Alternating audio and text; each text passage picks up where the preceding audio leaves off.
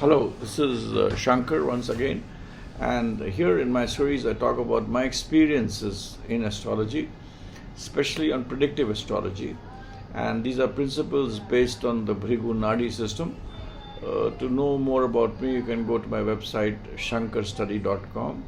You can write to me at connectingstars@gmail.com. Here I'm going to talk to you about a very important planet which is placed, if it is placed, that is Mars in 6th house. It has nothing to do with Rashi. Suppose Mars from the ascendant is placed in the 6th house, not from Rashi, but from the ascendant it is placed in the 6th house. Mars placed in 6th house makes your sun as good as exalted wherever it is. So 6th house Mars has an impact on sun and makes it exalted. What are the characteristics of an exalted sun? An exalted sun gives you a good position in the government. It gives you a high prestigious position with the government. I've seen people having Mars in 6th house and sun not very well placed also becoming senior officers, administrative officers. And if the sun is also strong and there is support of other planets like Jupiter to the sun, then a person becomes a minister, chief minister, a big person heading the state. It gives you the power of a power which the politicians or those who are elected by the people enjoy. So that is what Mars does when it's in 6th house. But every planet, one has to understand, does not only do positive. Whenever Mars is in the 6th house, it spoils Ketu. Ketu in English is the dragon tail. It is the below the stomach part. And Ketu, in my experience, is a very important planet. Ketu is a planet which governs your children, especially the male children, and also the general happiness in life. You are not tensed, every day is not irritable. Generally, everyday happiness is actually taken care by Ketu.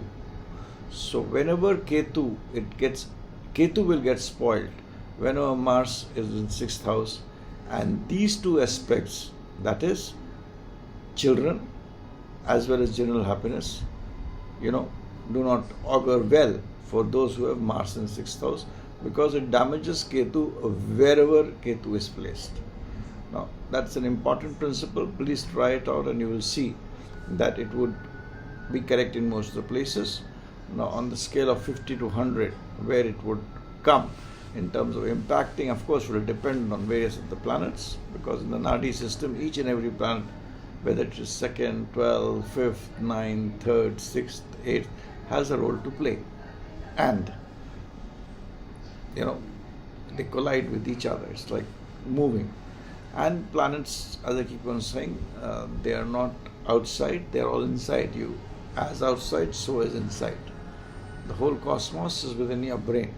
That is what I read in a book, Urdu book, but somewhere, things have got destroyed. And we have lost the link, which I keep on repeating in most of the videos which I make. Now here again, to give an example, is Rahu, that is a dragon head. Whenever it is in the 11th house, people have talked highly in Vedic astrology, and also as one planet, if it is in 11th house, it will give you a lot of riches, it's good for money, it is good for finance. But that is what I have not seen. Rahu, 11th house energy, has the energy of Jupiter in it.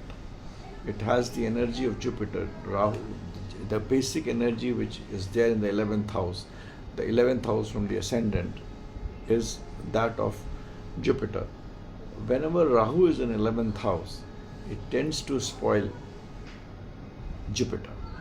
And Jupiter, when it gets spoiled, it creates problem in your family life, in your extended family, your kutum, what we call it. It will create problems there.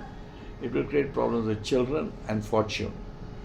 Whenever you have people Rahu in 11th house, they may do well financially, but this well-being, that is earning of money, which we call as financially well, and the potential to earn money is always there, but they will only be able to earn money late in life because it affects fortune. money comes between the age of 42 to 48. That is the time when money comes to you, and you get well off only in terms of having a good bank balance. So that is what happens when Rahu is in 11th house, that is, the dragon head is in 11th house. Please apply these principles and let me know. This is Shankar Rawal now, signing out. Thanks and bye for now.